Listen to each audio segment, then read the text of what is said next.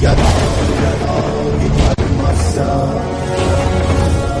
ग्लानिर्भवति भारत अभ्युत्थानमधर्मस्य तदात्मानं सृजाम्यहम्।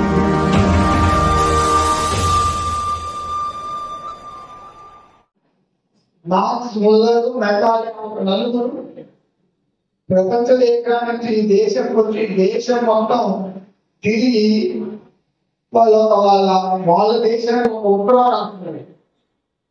ఈ దేశంలో ఉన్న ప్రతి ఒక్కడు పండితుడే.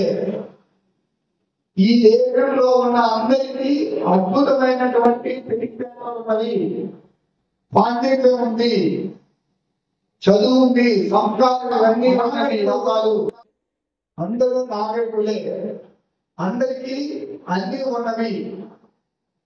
వీళ్ళందరినీ కలవగలిగేటువంటి ఒక వ్యవస్థ ఉంది, దాన్ని ధర్మము. ఆ ధర్మానికి ఆధారము దేవాలయము.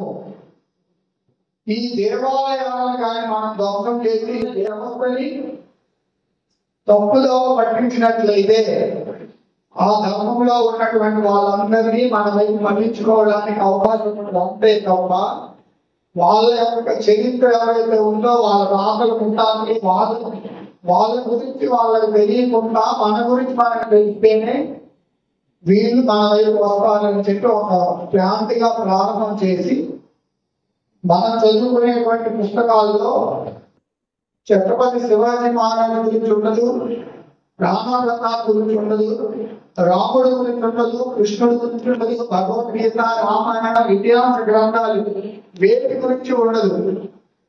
అక్బర్, బాబర్, గజనీ, టిప్పు సుల్తాన్ ఇటువంటివన్నీ మన ద్వారా మన పుస్తకాల్లో మన నోటితో చదివించి వాళ్ళని గౌరవంగా ఈ దేశంలో ఉన్నటువంటి వాళ్ళు ఎవరికి పరిపాలన చేయడం రాదు, రాజ్యాన్ని నిర్మాణం చేయడం కానీ ఏమీ తెలియదు, మీరందరూ మేము చెప్తేనే మీరు నేర్చుకున్నారు, ఇవన్నీ మనకి మాయమాటలు చెప్పి ఇంగ్లీష్ నేర్చుకుంటేనే మీరు గొప్పవాళ్ళు అవుతారు అని చెప్పి సంస్కృతానికి దూరం చేయడం. ఒక్కొక్కటి ఈ దేశానికి మూలాలు ధర్మానికి ఆధారమైనటువంటి ఒక్కొక్కదాన్ని ఉంచుకుంటూ వస్తూ ఉండేవారు. ఆ ఉంచడానికి ప్రధానమైన కారణం దేవాలయం.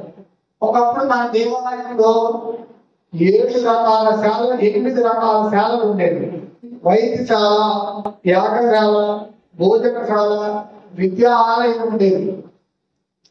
మనకి జ్ఞానాన్ని చెప్పడానికి సంబంధించి స్కూలు అదొక శాలలో ఉండేది. ఈ మొత్తం 8 రకాలైనటువంటి వ్యవస్థలు గుడి కేంద్రంగా గుడిలో నుంచే మనకు అన్ని జరుగుతూ ఉండేది.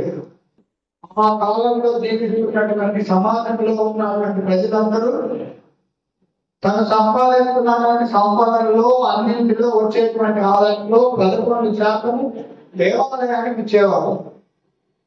ఈ 11% దేవాలయాన్ని నిర్వహిస్తున్నటువంటి దేవాలయంలో నిర్వాహకులు, దేవాలయం